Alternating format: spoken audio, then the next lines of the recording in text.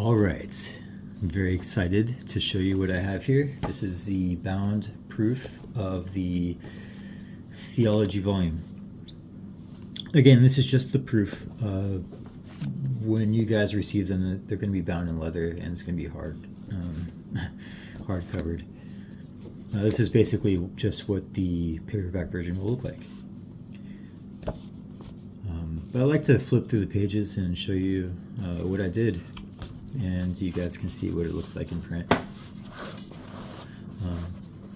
Here's the title page for the series, The Historic Vampire Debate. And as I showed you with the last volume, every volume is going to be numbered by hand and signed by me. And there's a couple pages here that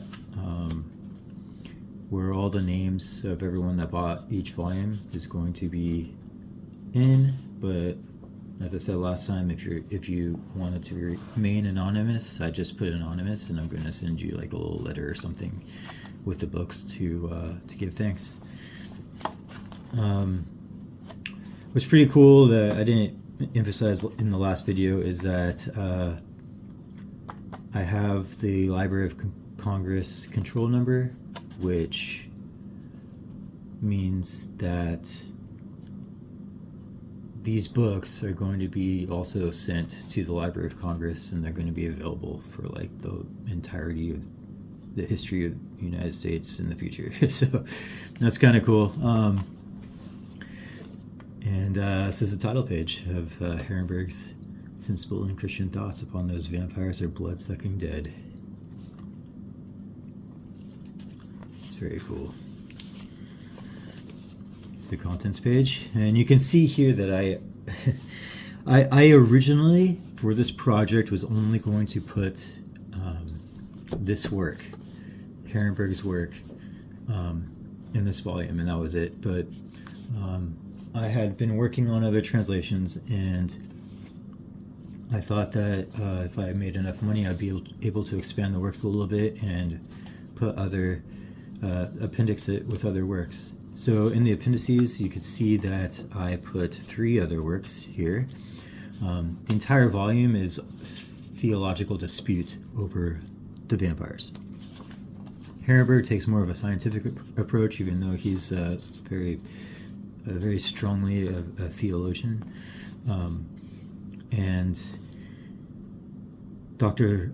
Johann Samuel Karl, who edited this journal, which I translated as a spiritual fama, he was a physician, but the journal is the perspective of a pietist. He was actually, kind of like an inspirationalist in pietism, and then you get to understand this physician's take, even though he, is a doctor of medicine and science. He very strongly believed in apparitions, and he also believed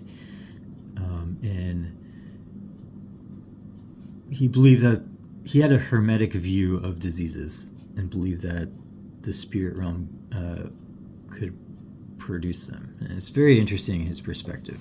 And then we have Johann Zopf, who was a Lutheran educator, and he wrote a dissertation as well on vampires. But he also wrote this other dissertation on the bleeding of the bodies. So I included that too because I'm a forensics nerd, and and it describes a history of the law, the practice of analyzing cadavers that bled, and specifically in criminal proceedings. But this phenomena that was used to convict criminals, or convict at least those suspected of murder, the phenomena that's associated with bringing that suspect to a body, which would cause the victim, the decedent victim, to bleed, has been expressed in many of these works. And I felt it was relevant, so I put it in there. And I have a really interesting introduction that I'll explain a little bit further when I get through it. But yeah, you can see all the illustrations here. I got a lot. All the illustrations are from original sources, the original books, and I processed all these images myself so that they would, look good on print in the paper. This is where Gendersheim is where Harenberg lived while he was writing this dissertation, and he also talks about in his writing on vampirism. He also talks about other cases that occurred in his own town, so that's kind of interesting as well. So I have a very lengthy introduction explaining the various theological concepts behind these cases, the life of Harenberg as well.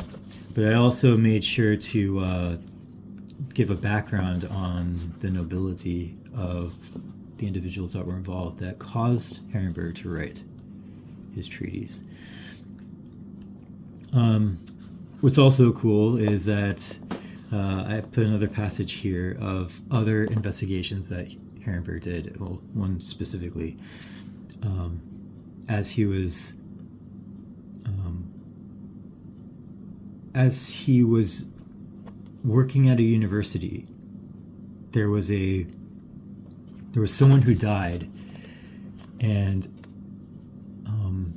a very interesting turn of events happened where the person who died was believed to have appeared to many of the other faculty members of that same university that Harenberg was at. And so this caused a huge controversy. There was news reports that were published, and Harenberg answered to it, and he investigated it himself, and he wrote a book on it, and he hid his name under pseudonym so that he wouldn't offend his colleagues. And so I explain everything that happened in that investigation in here as well. And here's the title page of the work. It's pretty cool. I did a lot of research to find the book plates of everybody that was involved in this debate, to their portraits, so you could see what they looked like, and put them in all the books. I wasn't able to find every single one because some of them don't exist, but I was able to find a lot of them. So these books are going to have a lot of portraits, which is it's very, very cool, and something that not a lot of people have done when they write about this topic. I don't know, I really like the fonts. You can see that's really cool. The dedication of Harenberg to the nobility that caused him to write this book.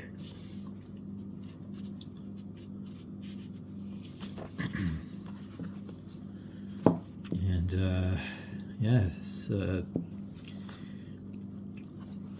it's one of the things I wanted to mention also, because last time I also mentioned this. Each book in here, in all these, or most of them anyway, they have their own contents pages.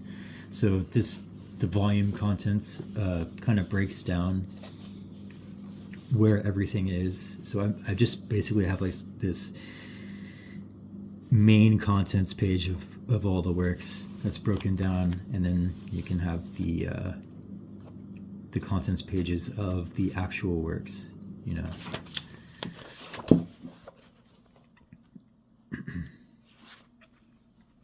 Again, all of these book plates I got from the original sources. I know that some of these are on like Wikipedia or something, but that's not where I got them from. I got them from the actual books, and I processed all of these myself.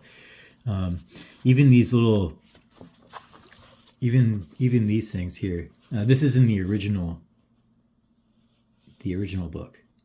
All right, so I got it, I grabbed it, and I processed it, and I was able to put it in here so it'd be print, and it would look, it'd look pretty good. Look, I don't know, think it looks so beautiful.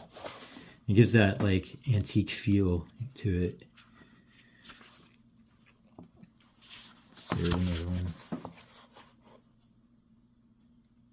This is actually a book plate, as you can see here. 1689 is when this was engraved, and I don't know, I got really good at processing these images so that, you know, all the blemishes of the page disappeared, you know, so you don't see like, I don't know, markings of the paper itself. It's just very clear.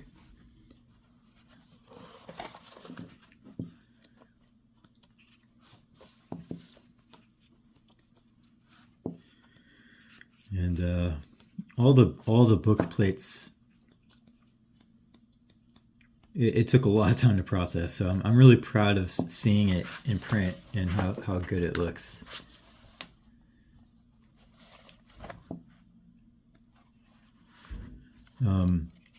One thing that Harenberg does is he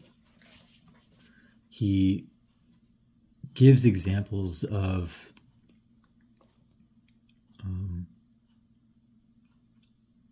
certain events in history that have occurred that could be somewhat compared to the case of vampirism that he was writing about. And one of the cases that he contrasts is this case in which the Mullion Thieves gang was a group of people.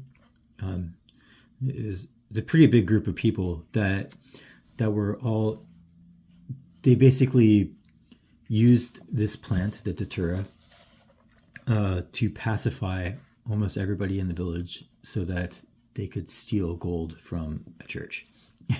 And they were subsequently executed, but these are the main two of the individuals that were involved. And so I got their book plates and portraits and put them in there. So, because he's talking about them, these specific people, so I thought it'd be good to put them in the book. But yeah,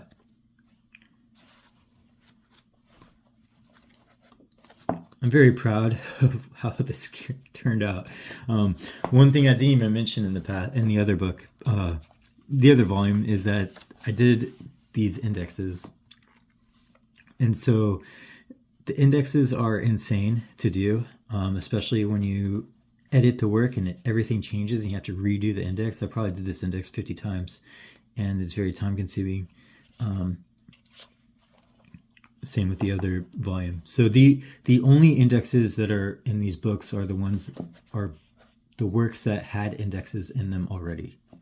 Right, so this work had an index, so I put it in this book, but there's no other index.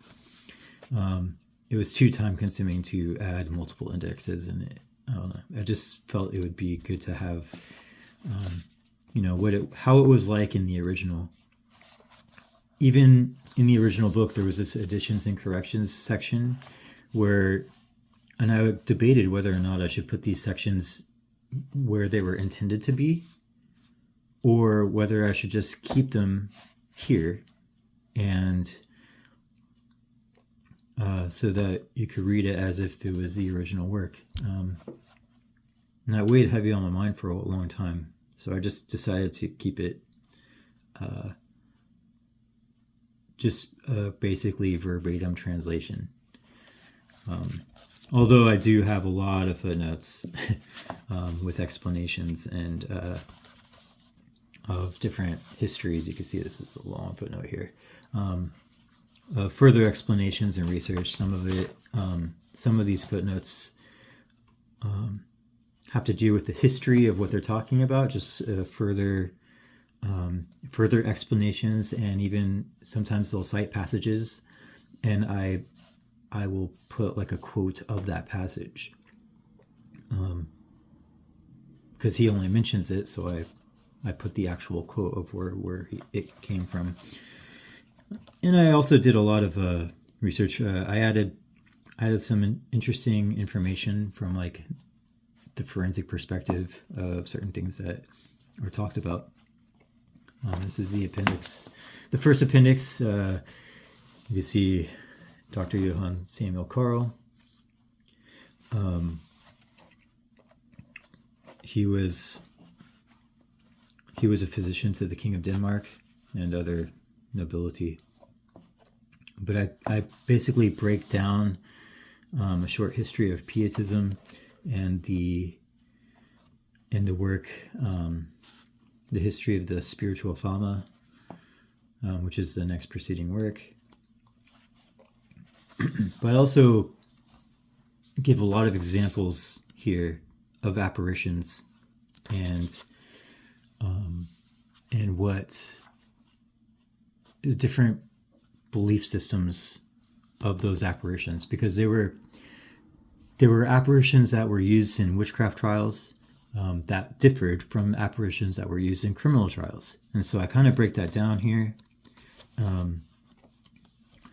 And because this guy very strongly believed in apparitions, like almost every apparition that came out, any story or rumor that came out, he believed it. And it was not his prerogative to determine whether or not those apparitions were frauds caused by people, but he believed that they would either be from Satan or the spirit world, like as if it was a soul in purgatory that was in between death and unable to return to God. And so they would try to seek penance for their sins among the corporal realm. And that's what most of this is about.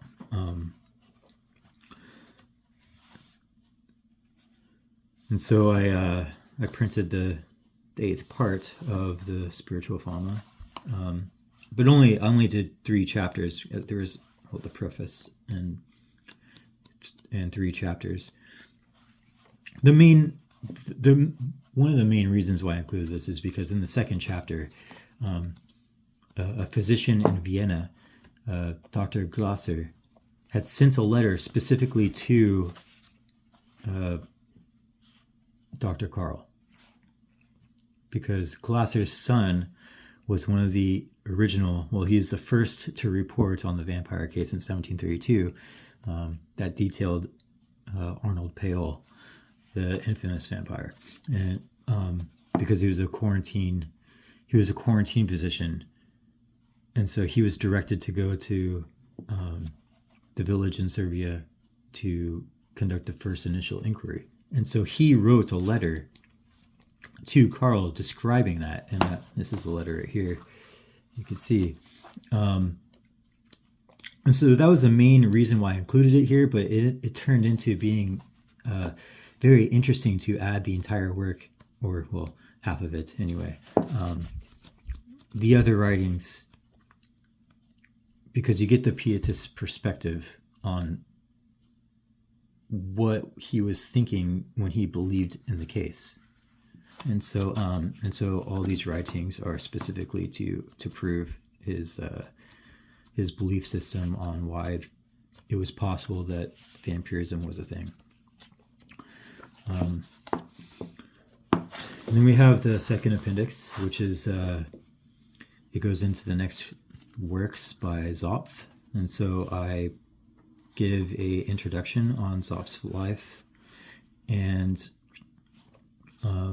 I explain the history and a basic forensic analysis of the cruentation or the bleeding of the bodies and how it was applied and interpreted in criminal proceedings, as well as these cases of vampirism like all throughout Europe, this was a thing where people would suddenly die.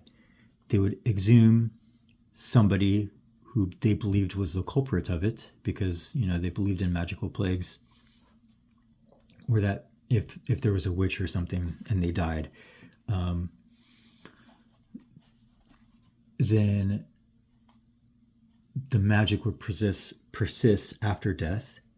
And if it wasn't the soul of the witch that was conducting all this mayhem in the village and causing other people to die, then it was a demon acting in the guise or figure of that deceased person.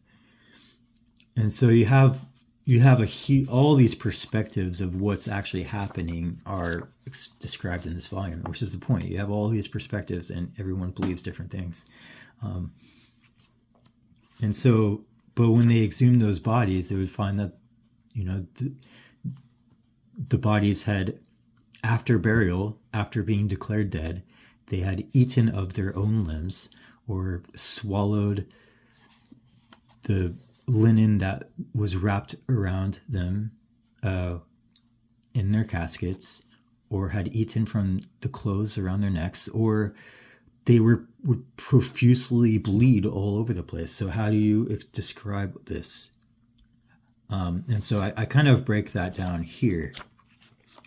And so the whole thought of blood being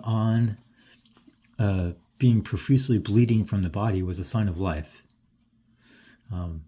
There's also a sign of, if a body were to bleed after death in front of their murderer, then that would be conviction of the, proof that the person had killed them. So there's all these connections that can be made between these phenomena and different types of cases.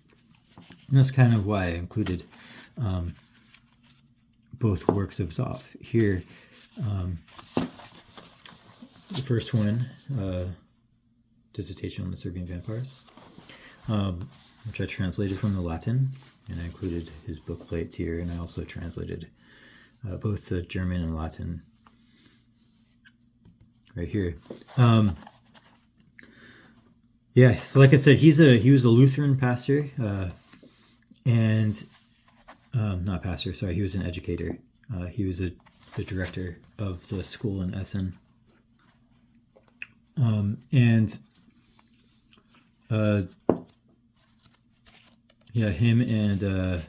Van Dalen co-authored this dissertation here. And so, see, the dissertation itself has its own contents page. And I try to replicate the format of all these works the best I could, and so that it would look good in a volume, because even the different works are different sizes, right? So but I think I did a really good job. Look at that contents page. I think I did a really good job in replicating how it looks in print from the original.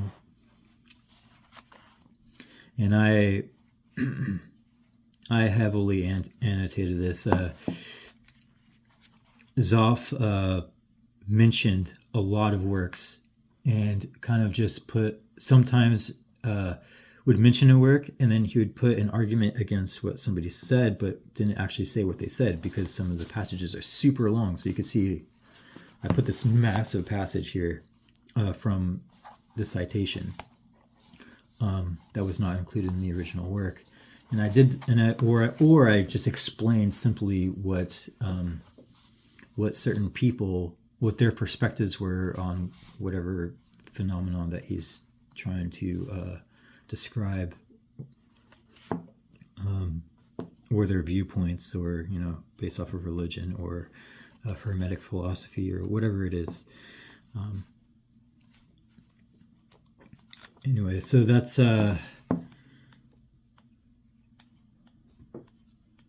it's really interesting. But another cool thing about this work too, and the point of this book, is that this work, in this work, Zopp heavily disagrees with Carl, with this book.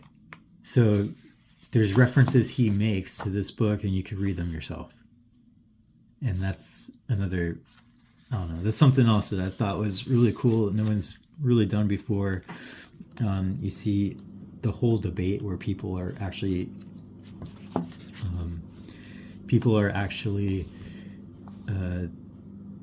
arguing with each other in their own separate works, but they're all bound together, so you can read them, and try to understand what people thought about. This is the dissertation on the cremation of cadavers. This came many years later in 1737, but it was still so interesting to me, and I don't know. I hope you guys will enjoy that too.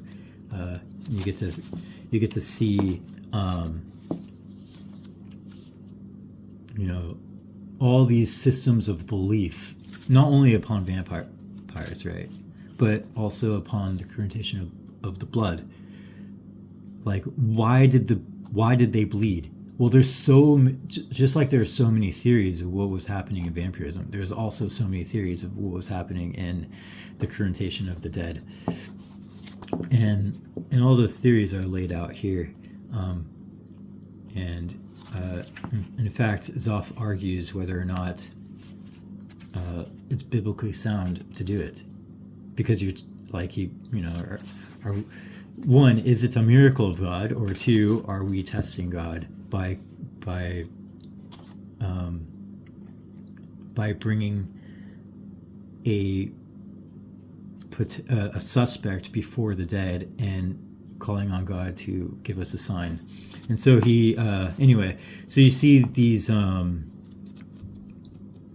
it's just so cool, in my opinion, to have all these different perspectives. Anyway, I'm talking, this is like a 27-minute video. Anyway, I hope you really enjoyed this and you look forward to this. The next video I'm going to show you is the proof of the alchemy volume, which I am also so excited about.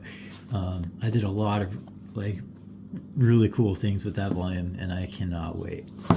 Anyway, let me know in the comments what you think about this, and yeah, see you next time.